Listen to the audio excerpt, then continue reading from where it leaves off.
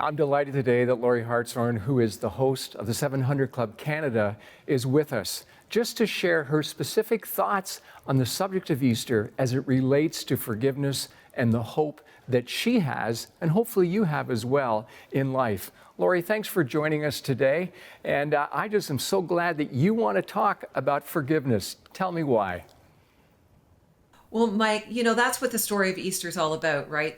The story of the cross and the resurrection of Christ is what gives us forgiveness. And it's the best news in the world. Absolutely.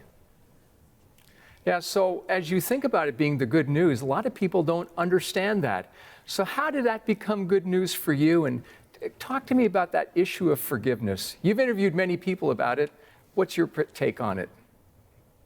Well, the cross is a kind of a confusing idea or place. We don't understand maybe what happened there. And I look at it this way. The cross is the place where justice and mercy meet. Now, that's kind of an oxymoron. How can justice and mercy coexist? I mean, justice is getting what we deserve, and mercy is not getting what we deserve. So we have a God who says, you deserve actually a penalty for your sin, but guess what? I'm gonna give the solution to that. I'm gonna send Jesus, and Jesus is gonna take care of the penalty. Mike, it's like Jesus walks into the throne room of God, who is our judge, and just to say that we're sinners and that we're in need of forgiveness, that the Bible tells us we've all sinned and fallen short of the glory of God. And what Jesus does is he stands between the judge and us, and he says, I know they deserve the penalty, but I'm gonna pay it. That really is. That's what happened on the cross. That is good news. That is what the gospel is all about. Take me a little further with the whole thing of forgiveness. What do you think of forgiveness, and how do I enter into that as a person? Well, you know what? We only have forgiveness through Jesus, because forgiveness is not holding someone's debt against them, right? You forgive them their debt. And that's what Jesus did for us. He offers forgiveness to us. And when we receive it, then, Mike, that is the hope and the truth of Easter.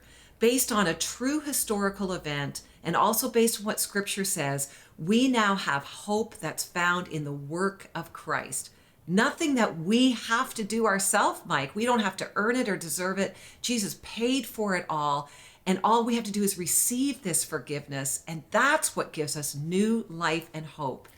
So can I assume that you believe what you're saying? And if so, how has it shaped your life? Maybe just give us one example of how Christ's forgiveness has shaped your life. Oh man, when I know that Jesus has paid for my debt, when I receive his love for me unconditionally, when I know that I don't have to earn it, that it's a free gift, Mike, it frees me up to actually love God and love others more freely in my life.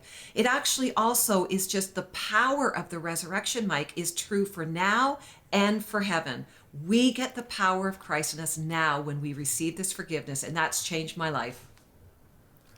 Lorie, thank you for sharing what I would like to refer to as the hope of Easter. So good. Thanks for being with us today.